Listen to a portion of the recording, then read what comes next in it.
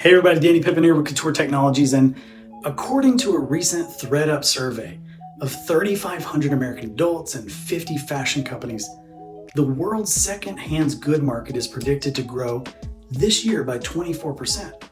The US second-hand market is forecasted to double by 2026, reaching $82 billion. Brands are recognizing that they need to retain control of their products over their entire life cycle with the right strategy and tools in place. But how do virtual clothes and other forms of fashion tech fit into the fashion industry's circular economy? Digital IDs, 3D digitization software, and virtual try-on software are becoming more prevalent in e-commerce today.